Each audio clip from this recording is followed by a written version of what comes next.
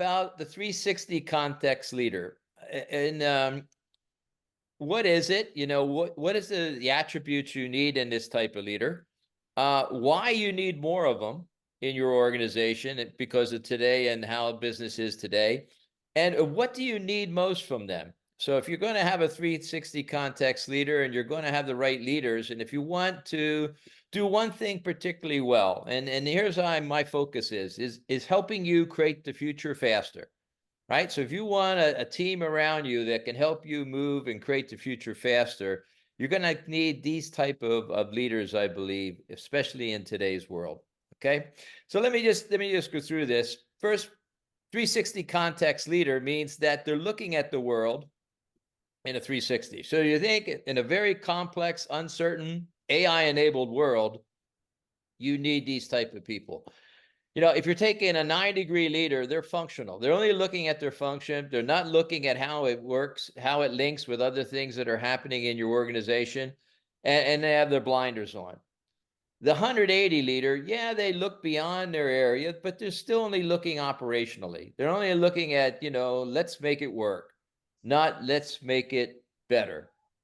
And if you think about it, you need people at all levels who can look at this in 360.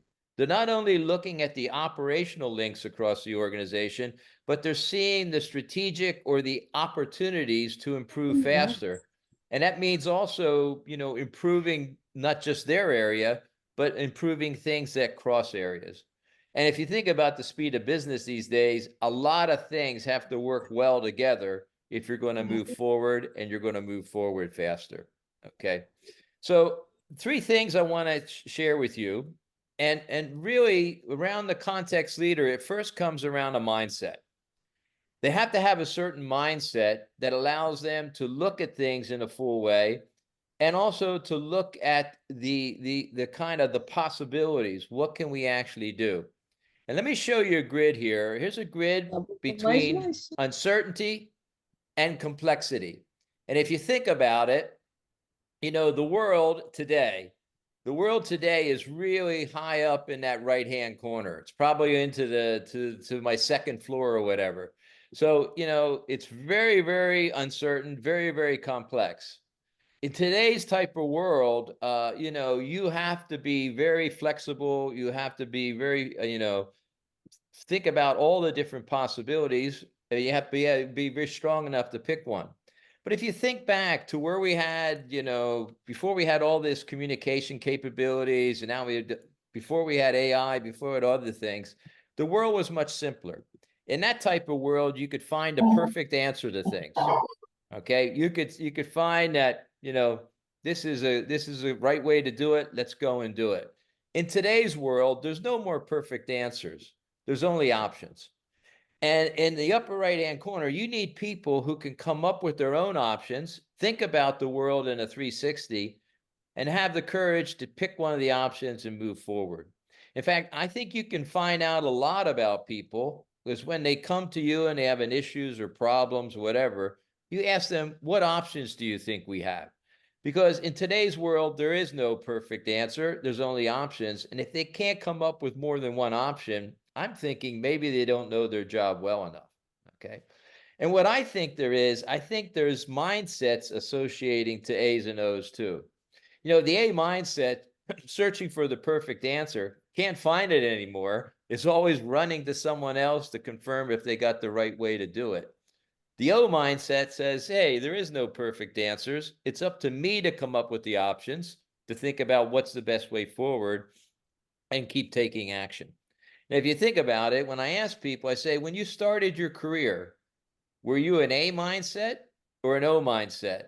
And often people said to me, I was an A mindset, and I had to grow into being an O mindset, especially when I became a leader. And that's really, really critical, because the next thing you have to think about is that who do you have around you? Because if you have leaders below you with an A mindset, they tend to micromanage, control things, and they're not really letting go and enabling people and using the potential in the people around them.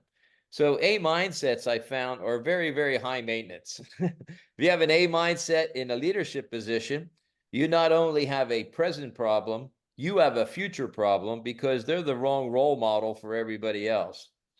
And so a key thing that you want to think about is, are these people that you hire in and everything, if you want them to grow up to be a leader in your organization, can they move from being an A to an O?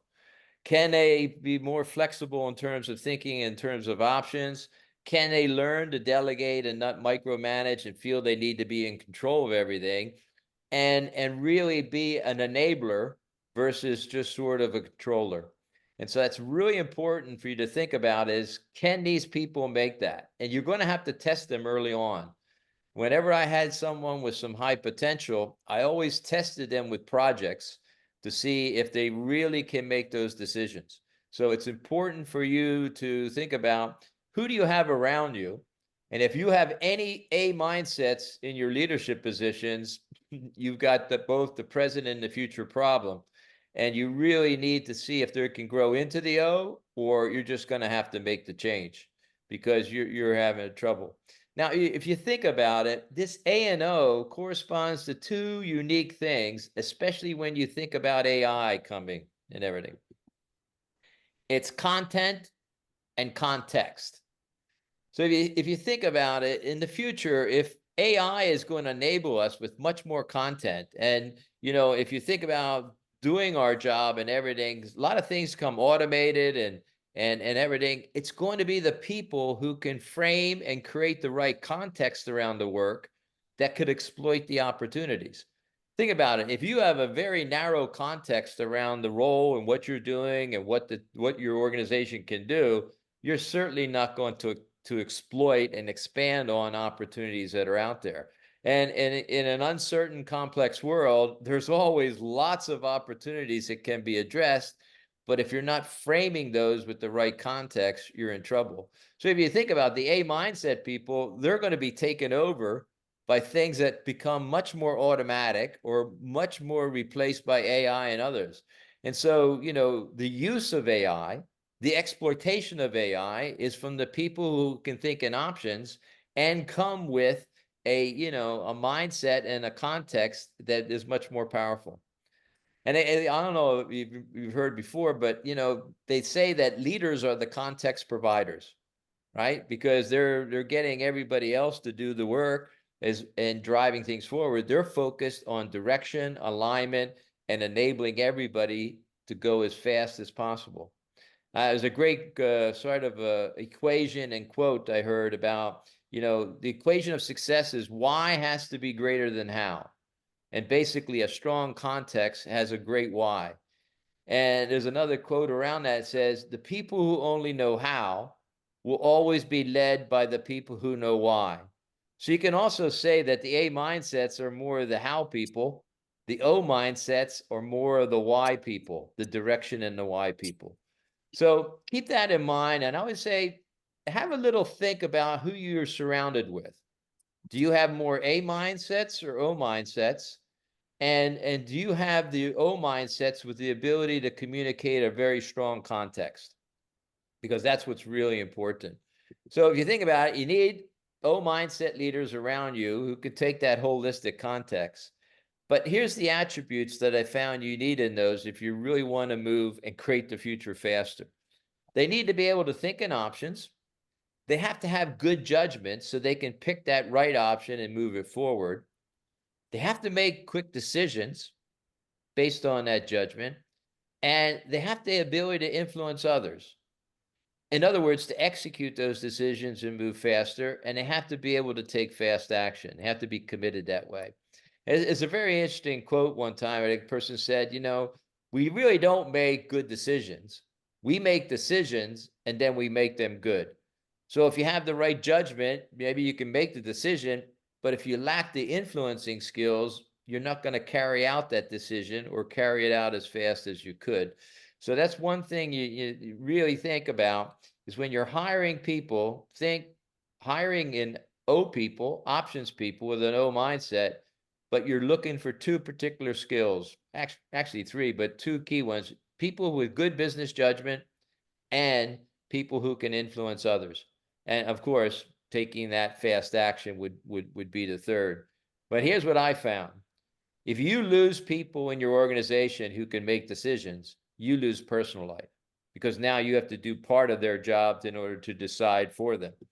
So think about this. If you don't have those in the right people, you end up having to do it. So I think one of the biggest things we need to search for in people we think that's going to hire in and rise up to play a bigger role in our organization and lead people, you really need O mindset people, and you need them with good judgment and good influencing skills. Okay. Now, if you got the right people, I mean, if you're really investing and you know the right people you need, your next thing is you got to create the pipeline so that, if you're losing people or people get promoted, you have people who can come back up into it. The way I look at the pipeline is this one. And here's a grid: high performance and high behavior. Those are the people, they're your role models. When I first started in leadership, I thought the green box, they don't need my help. They're pretty good. I'll help the gray box. But that's wrong. Us as leaders should grow the people in the green box, ask the green box to help grow the gray box, and then work with HR to get those red box out the door. When I got later in years, I realized that my goal as a leader is to make the green box slightly uncomfortable so they keep growing, and make the red box extremely uncomfortable so they leave. So I think that's the really good focus that should be on those. I tell this story when I have the leadership sessions, but I used to live in Japan, and the first 2 weeks when I was in Japan, the lady was coming through pushing a cart selling teas and coffees, and one day she brought a young girl with her, and the girl was her daughter. Now, she didn't know how to say daughter in English. I didn't know how to say daughter in Japanese at that time. So she said, "This is my copy." That green box is what everybody else copies. They're copying you, and everybody else is copying them. So if you really want to make a dramatic change in your culture and your organization, focus on the green box, because people will pick up the thinking and the habits, behaviors of that green box, and your whole organization will be growing. So you need a pipeline of these leaders at each level. And what you're going to need to do is you're going to need to invest in growing those O-level, O-mindset type of people and role models in your organization, and investing in that. Now, a couple of things I want to share about investing in that. One, you're going to have to delegate some projects to them. You just can't give them training and other types of things. They need to be able to apply it. You need to be able to test their judgment. You need to give them projects where you can bound some decisions and everything, so they're not going to do too much damage if they do something a little off. But you need to give them something that will action it, so that you can see two things in them. You can see their decision-making ability, and you can see their influence skills to get things done within that project. They're going to need some focused training and learning, particularly around some influencing skills and those things, and then some constant coaching and mentoring. One other thing I would say with that green box, if they're really good and they want to learn from you, and say they're following you, not because of what you're trying to achieve, but you're following you because of personally they think they can learn from you, you're not going to be able to give them all the time for them to grow as fast as they should. So I'd say is at every level in the organization, if people are in that green box, try to find them a mentor, because a mentor can supplement some of the time that you can't give them. And often people will tell a mentor things and get resolved on things that they would never tell you. So it's really important to invest in growing that green box and have a strategy around that. In fact, the green box are all your project leaders whenever you want to get something done at each level of the organization. The other thing here too is, if you don't have those people at the right level, you need to get involved much more than you really should that way.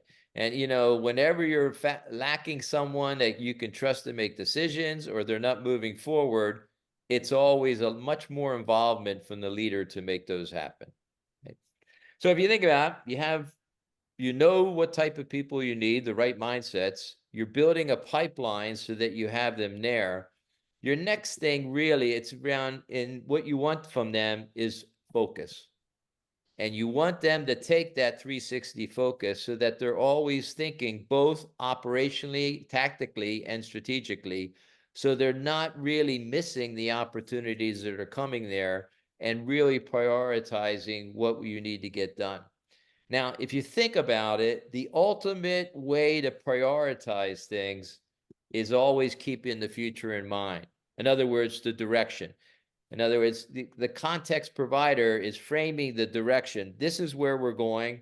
Basically, they say, this is the direction I want to go, and I wish I got there yesterday. But the more you're framing the future, both from a strategic and a tactical point of view, the better day-to-day decisions your people can make and go that way. And what I found in today's world, there's not enough time to do all the good.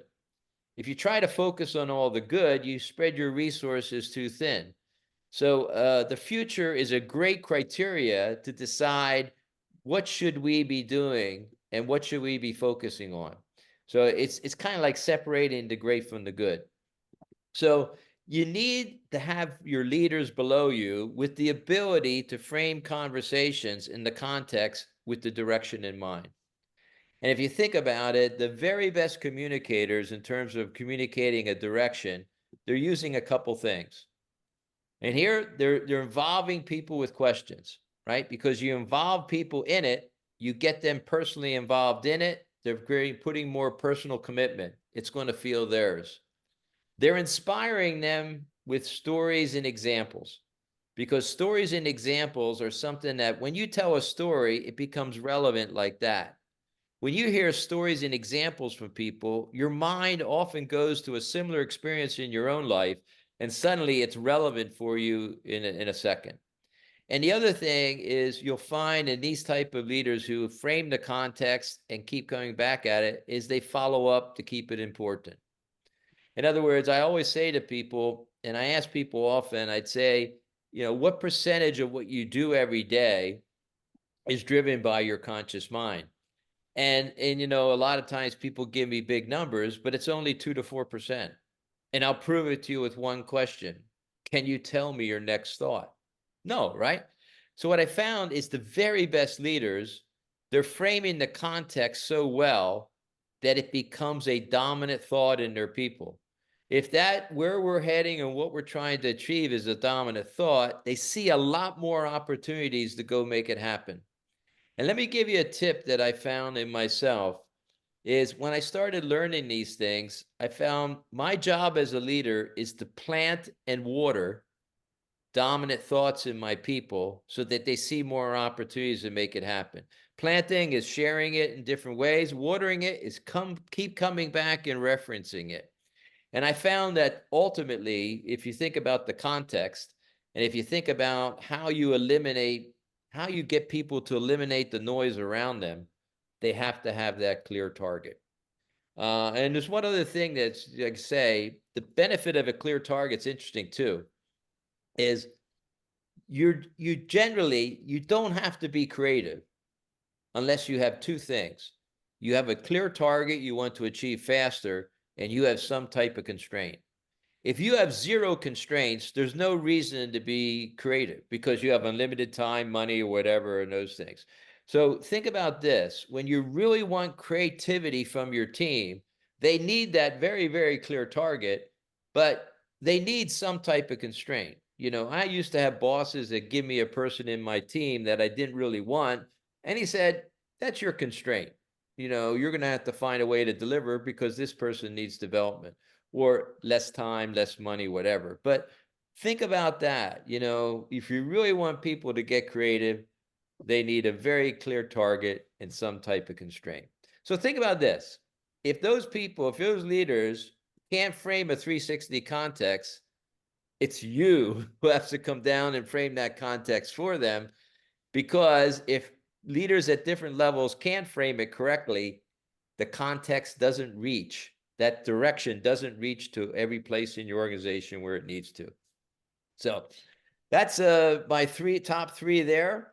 Can I answer any questions before I just share some ideas about what my focus is in this area? Any comments, questions on what I covered?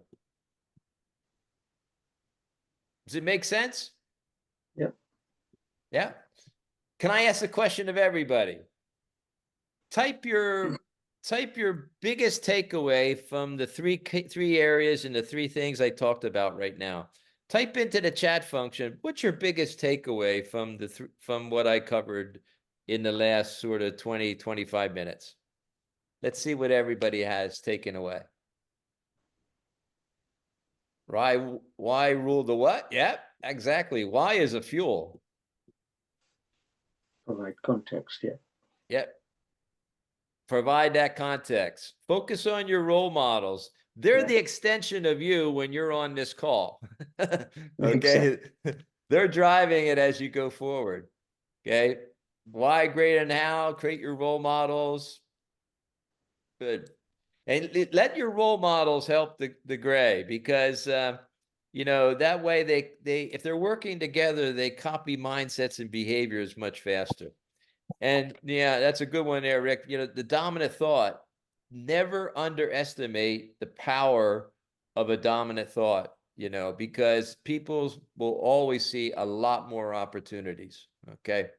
Now, I just want to share with you the things I'm focusing on now, because my latest focus now is I want to help people grow that pipeline. Okay. Because if you have the pipeline stronger, you get much more consistent performance. And that really comes from two things.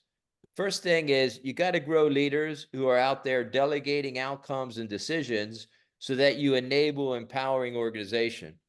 But you also need to work on your high potentials. You need to give them projects and everything and develop them so that they're ready to step up when they need to. You know, when you don't develop people below, first time someone gets a supervisor's position, they go, Jesus Christ, I didn't know all this crap happens at this level. You know, they don't really realize what it takes to be a leader. So you got to give them some projects to give them a sample of what it takes. So what I'm doing now is I'm focusing on enabling that pipeline. And I do it with a combination of training and mentoring. You can see one of the comments from one of my clients where I'm mentoring. It's basically helping them, you know, make better decisions and be calmer.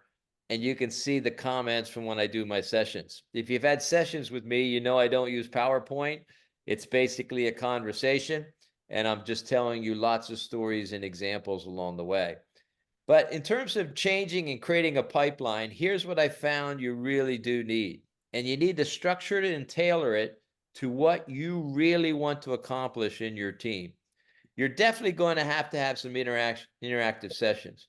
You need to talk about this stuff. You need someone who's going to expand people's mindsets on it and see other possibilities. But more importantly, see a change in thinking or a change in habit that's necessary. You're going to have some peer-to-peer coaching, quote, accountability partners. You're going to have to partner people up and hold each other accountable, because if you don't hold each other accountable, nothing gets done. And as a leader, you can't follow up with everybody. It helps to have some mentoring from time to time for stretching. My type of mentoring or coaching style is asking questions, but I'm also going to give advice, but I won't give advice directly. I'll use stories and examples to give that advice. And I also provide leadership reminders. So some of you know that I provide those reminders. Listen, nothing stays top of mind. Nothing sticks long enough to create a habit unless you're reminded of it. And you know, I'll give you one tip I found with very good leaders. Very good leaders understand how they need to remind themselves in order to ensure they have the discipline to create the habit or do it. So think about this for you. What is the best way for you to remind you?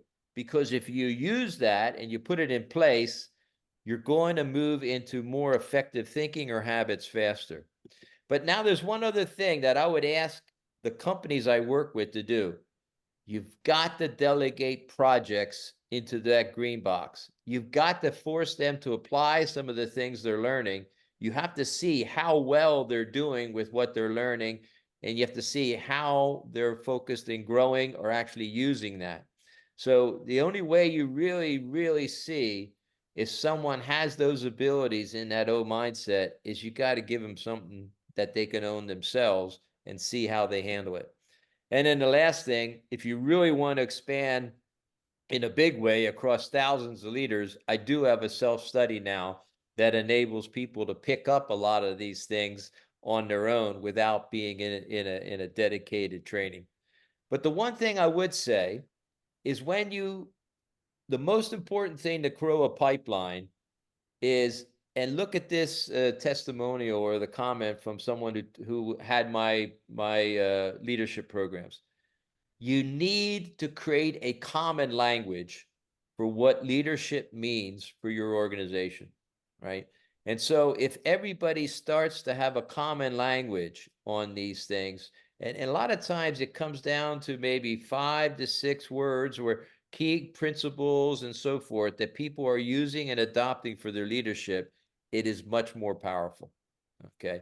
And if anybody has worked with me, it's often around an outcome focus, a nose in, fingers out type of leadership, and really getting people to feel it's theirs. Okay.